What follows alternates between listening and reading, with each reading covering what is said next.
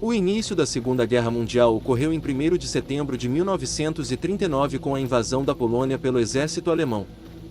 A Alemanha exigiu que a Polônia devolvesse a zona denominada Corredor Polonês e o porto de Danzig.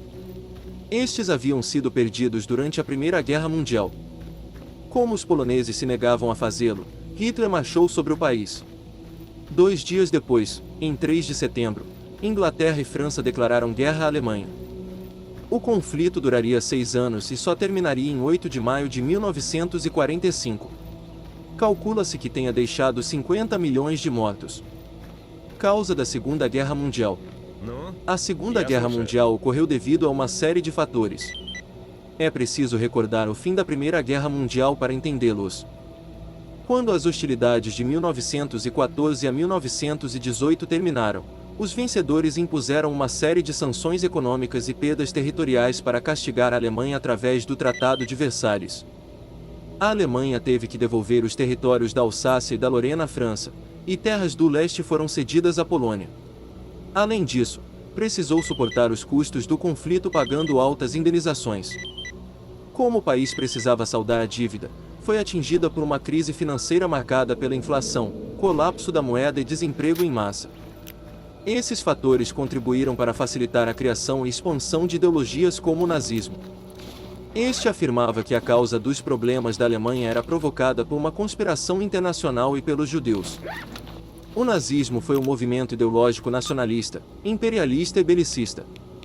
Nos moldes do fascismo, que se desenvolveu na Itália, o nazismo esteve sob a liderança de Adolf Hitler, entre os anos de 1933 a 1945. O símbolo do nazismo era a bandeira vermelha com uma cruz gamada, conhecido como suástica. Esse movimento consistia numa mistura de dogmas e preconceitos a respeito da pretensa superioridade da raça ariana. Os alemães acreditavam ser superiores aos outros grupos, sobretudo de judeus. O nazismo não era um movimento completamente novo na sociedade alemã.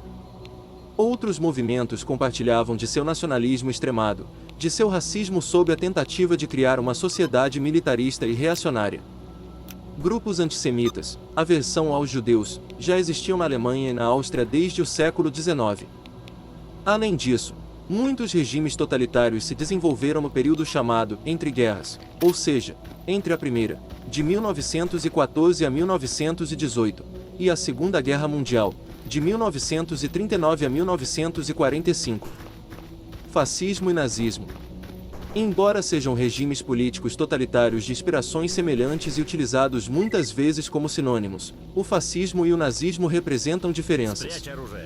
Tratam-se de movimentos que ocorreram em épocas distintas. O fascismo foi um movimento ideológico anterior ao nazismo. Ele surgiu na Itália no período denominado Entre Guerras, de 1919 a 1939, sendo implantado por Benito Mussolini, que vigorou de 1919 a 1943. Por sua vez, o nazismo foi um movimento ideológico totalitário desenvolvido na Alemanha por Adolf Hitler, durante a Segunda Guerra Mundial, de 1939 a 1945. Mas agora voltando para o início da Segunda Guerra Mundial. O estopim que deu início à Segunda Guerra Mundial foi a invasão da Polônia pelo exército da Alemanha. Entretanto, antes de entendermos esse acontecimento, é importante termos o panorama da Europa no final da década de 1930. O expansionismo germânico em 1939, a situação na Europa era tensa e o clima de guerra era evidente. A Alemanha era governada por Adolf Hitler, líder do nazismo, e o país desafiava as determinações do Tratado de Versalhes, promovendo sua expansão territorial. O expansionismo germânico era parte da ideologia nazista, e esse elemento ficou representado na Lebensraum. O Lebensraum consistia na ideia de espaço vital, noção existente no nazismo de que a Alemanha e os alemães tinham o direito de construir um império que abrigasse sua população, adjetivada, na época, como ariana. Nessa lógica, a construção desse espaço vital aconteceria em locais historicamente habitados pelos arianos, e a sobrevivência destes seria realizada às custas da exploração das populações eslavas. Baseado nisso, Hitler começou a rearmar o país, uma vez que as conquistas territoriais só seriam possíveis se esse tivesse força militar suficiente para amedrontar as nações vizinhas. Assim que a Alemanha estava militarmente preparada, Hitler deu início ao expansionismo territorial. Em 1938, o país anexou a Áustria, e, em 1939, após um longo processo de negociação, foi anexada a Checoslováquia. Em 1938, os nazistas demonstraram o interesse de anexar os Sudetos, região da Checoslováquia com grande população germânica.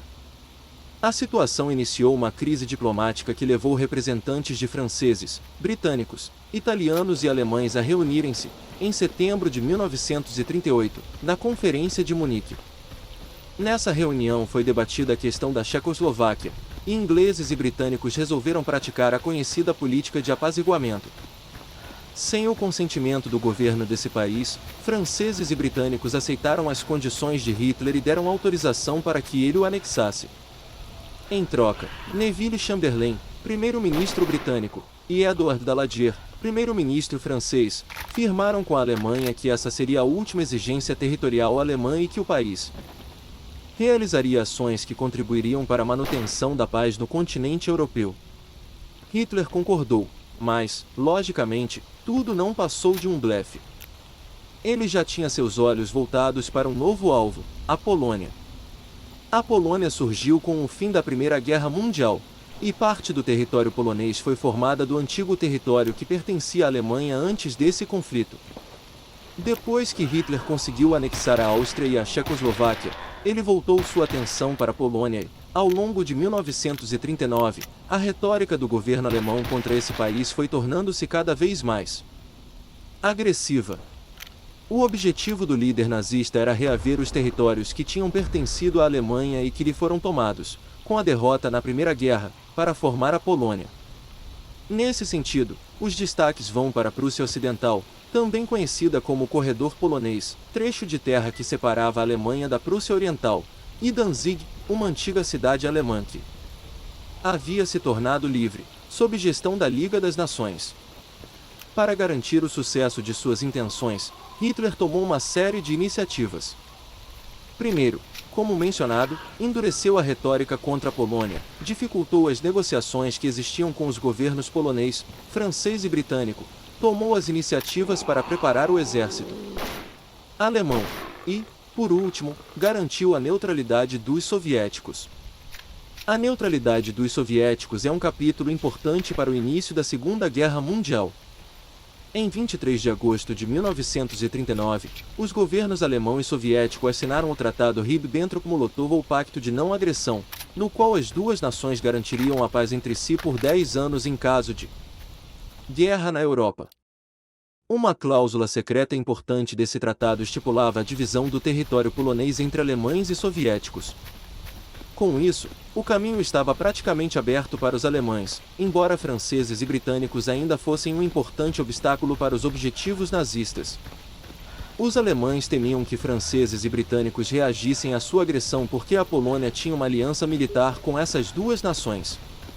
Esse acordo estipulava que, caso a Polônia fosse atacada, franceses e britânicos reagiriam contra o agressor dos poloneses.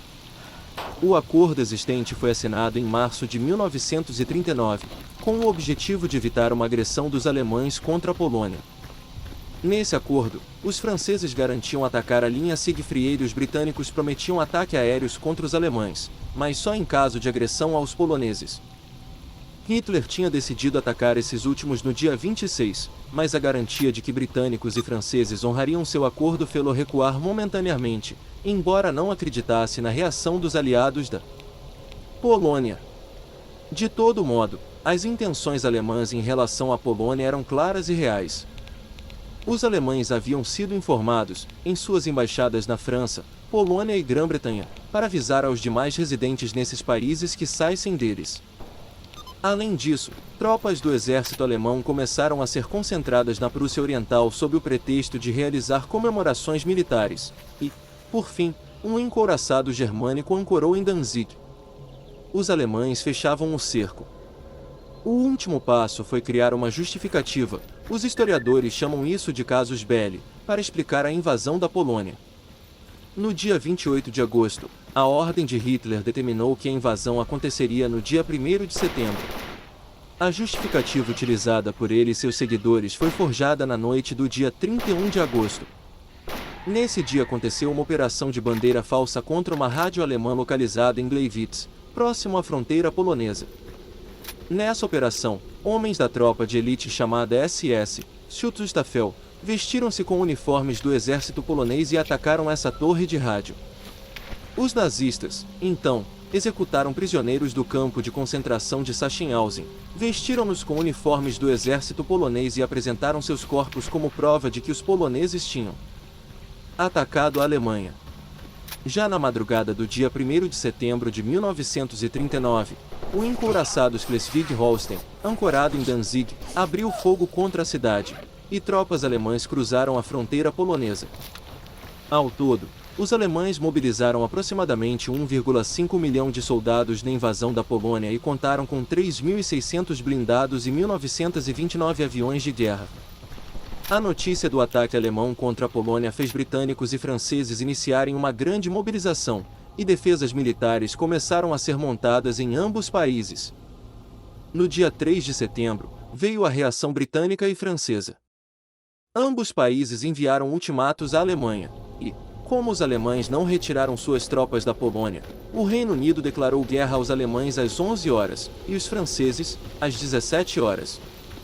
A reação alemã foi de incredulidade, uma vez que nem mesmo Hitler esperava que franceses e britânicos reagissem. A Segunda Guerra Mundial tinha começado. Gostou do vídeo? Deixe o seu like, esse foi o começo da Segunda Guerra Mundial.